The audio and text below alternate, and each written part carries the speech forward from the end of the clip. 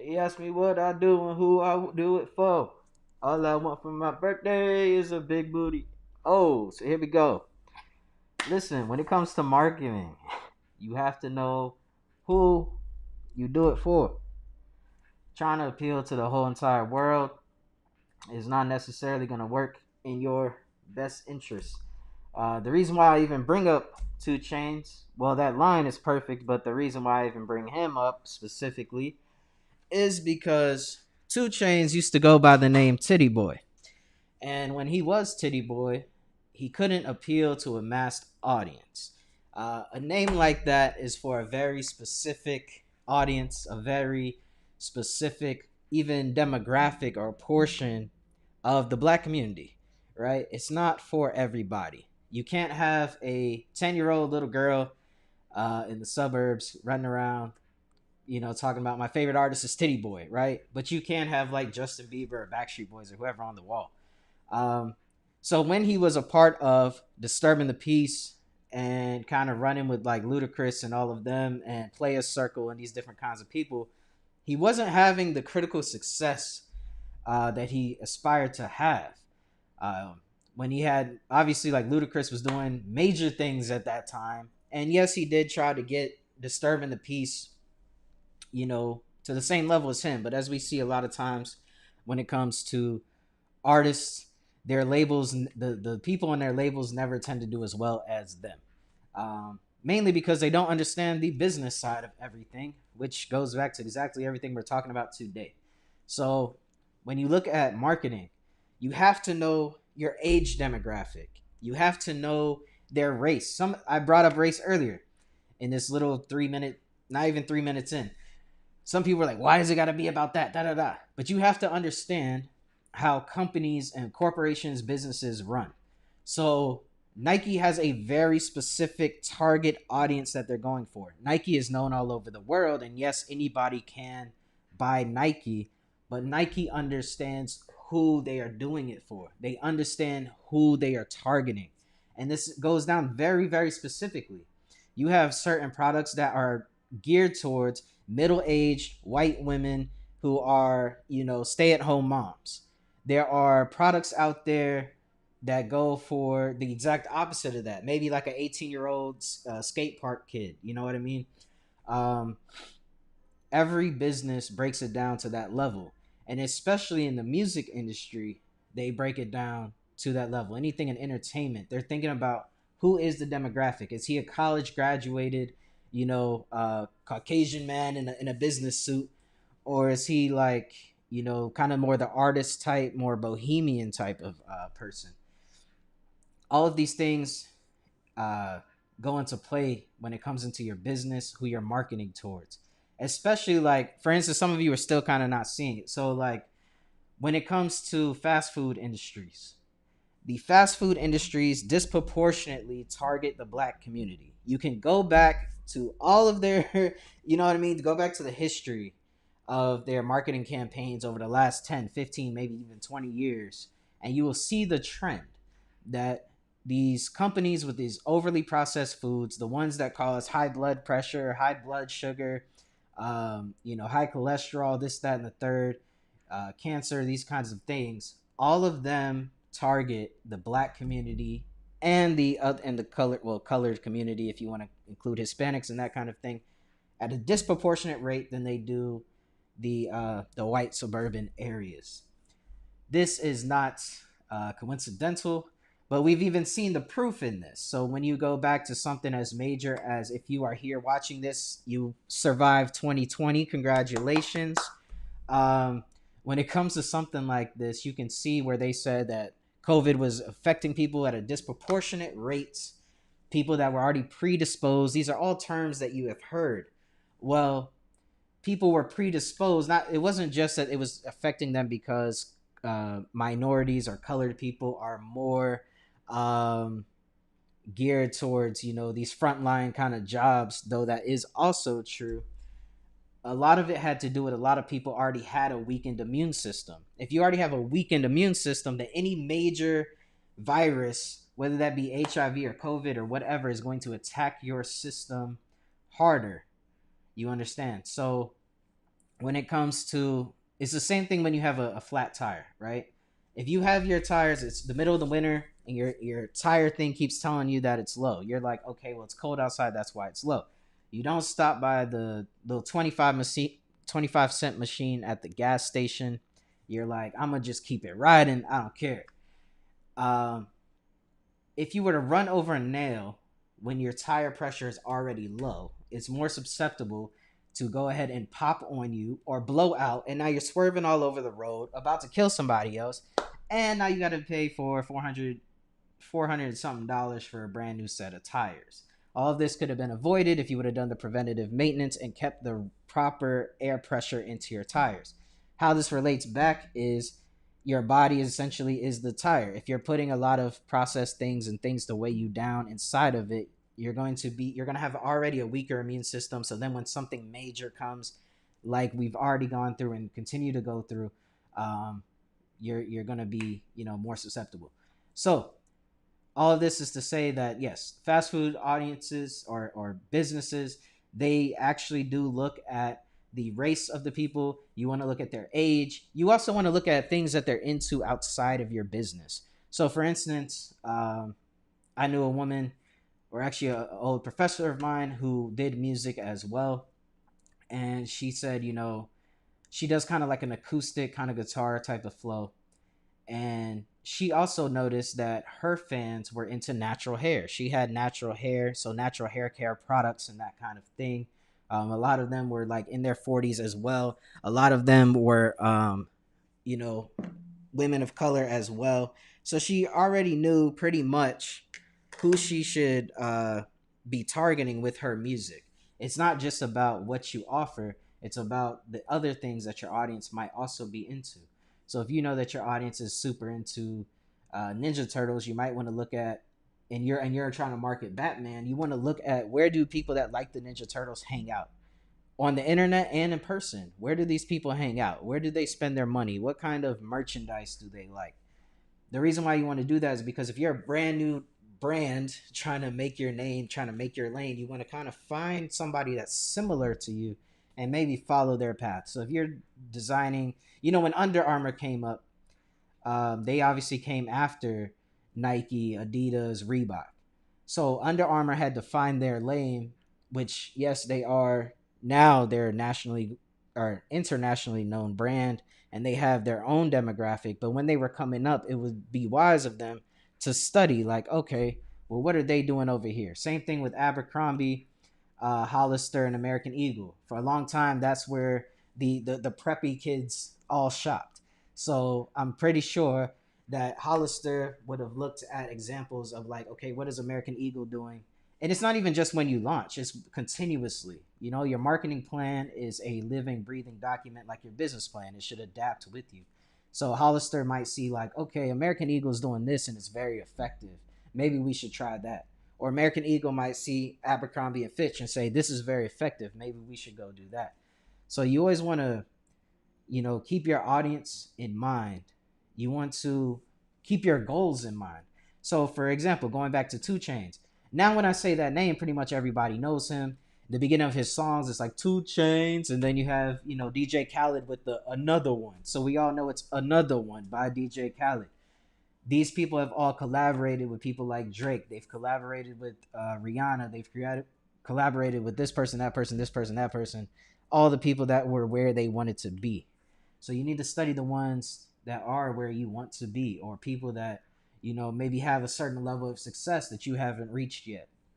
So demographic is very, very, very extremely important, because basically, like in the case of, TityBoi, he wasn't getting the plays and things that he thought he deserved, and he's not going to if with that kind of name. When it came down to Prince, right? Prince is one of the most legendary guys ever, most legendary artists ever. There was back in the day, basically, he had just released the song Darling Nikki, and a senator's wife, her daughter, was listening to that song.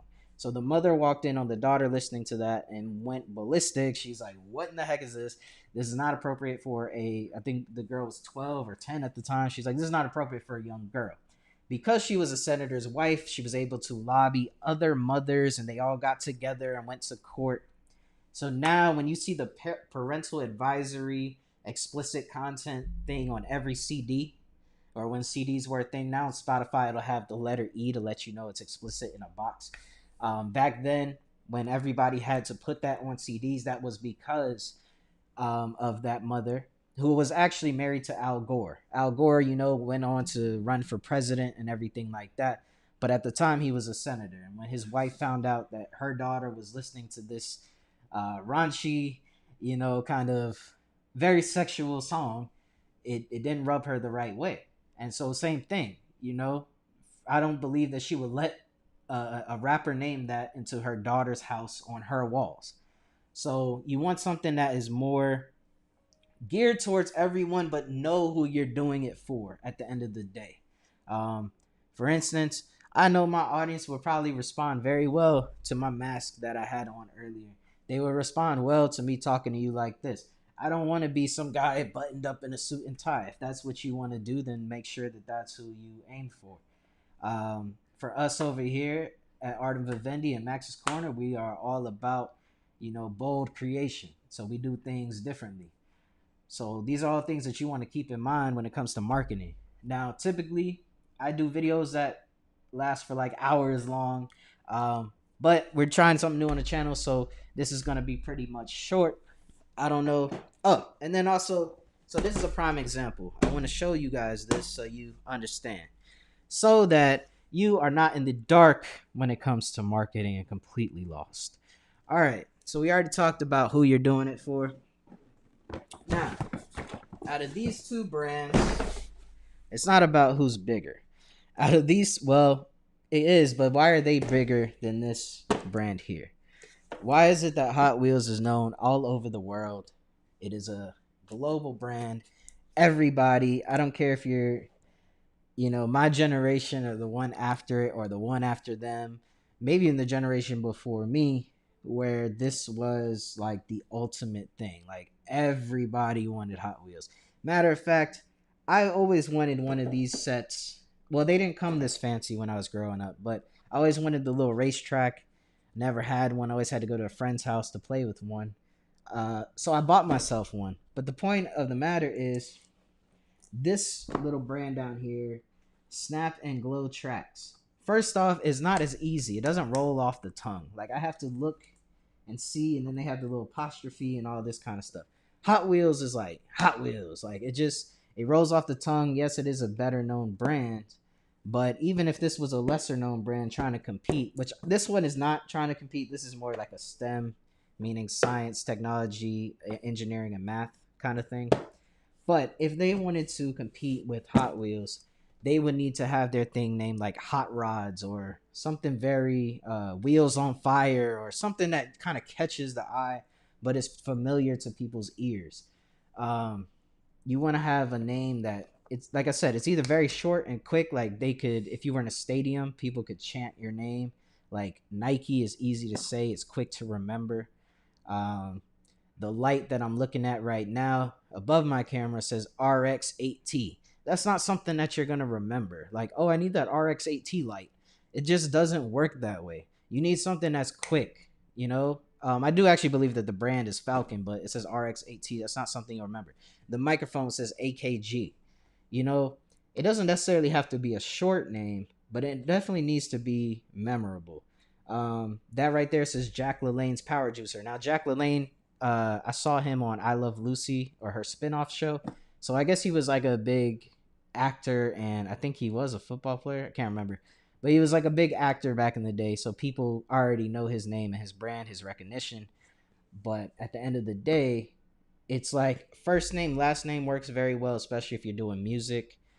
I've broken down multiple artists, and a lot of them have the first name, last name thing going on, even if it's not their real last name. Like Alicia Keys, her last name is not Keys, but she's classically trained pianist. But aside from that, it still has that familiarity, right? Sometimes you'll see a lot of these business guys, when you say, hey, what's your name? They're like, I'm Connor Jackson. Like they introduce themselves by first and last name.